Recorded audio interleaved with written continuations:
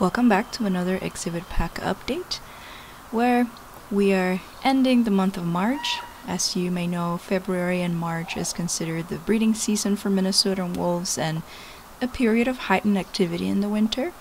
Now wolves kind of move into a calmer time. It has been record-breaking warm temperatures up here in northeastern Minnesota, and our wolves have been pretty calm, trying not to overheat. A lot of things really impact wolf behavior, so we see Blackstone here enjoying that ice that a lot of times here we've had so many thaws and then it freezes up again. So these vernal pools that we have in our habitat, Blackstone really enjoys laying there and just use that also as to keep cold. Now finally towards the end of March, we're expecting this winter storm, so some snow coming in.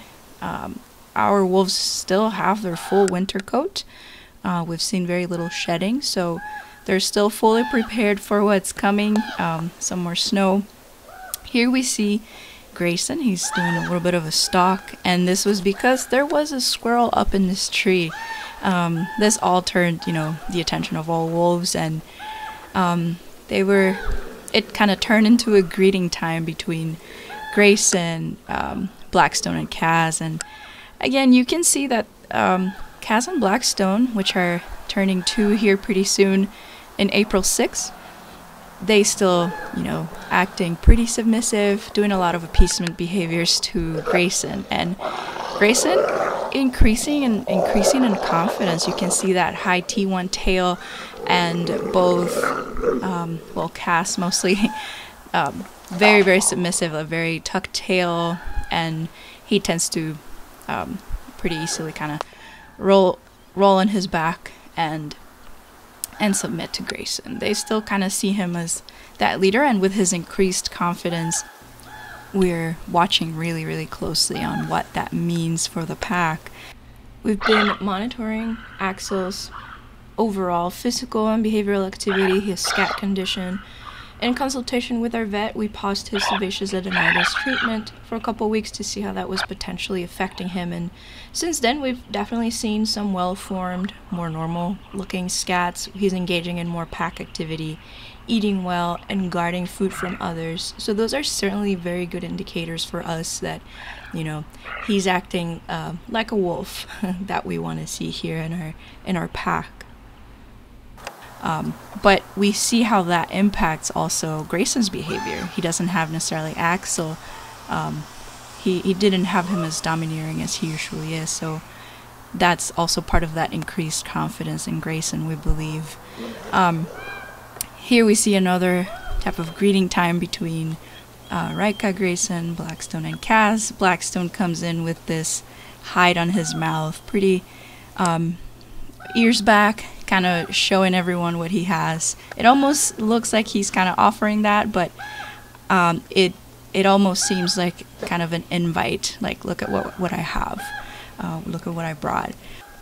So yeah, we continue to see a very calm pack, very cohesive, especially as we move out of that winter breeding hormones into a calmer springtime and summer.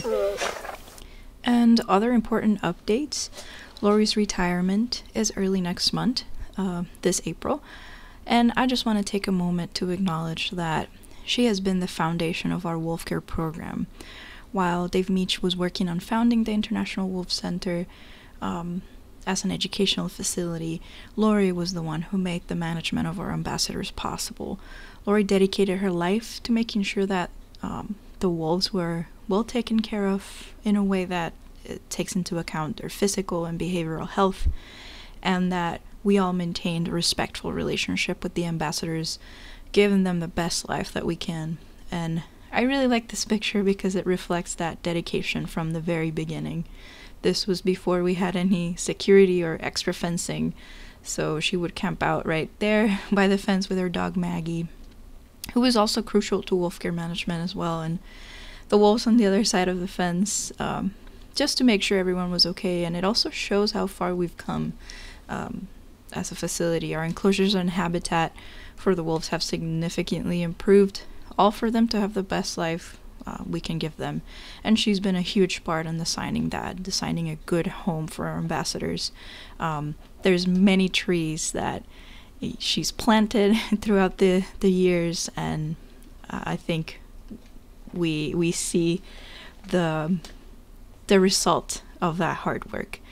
A beautiful habitat for our wolves. The good news for us is, and for the wolves, is that she will continue working with us. She'll be volunteering, and she'll also be contracted as a consultant for whenever we need guidance or advice in challenging management situations. So as you can imagine, it's impossible to learn everything in a year or just a few years, compared to 30-something years of experience with socialized wolves and managing a pack of wolves under human care. So we are really happy that it's going to be this way, and really lucky that obviously she's sticking around, and give her your best wishes, and thank you so much for watching. Until next time.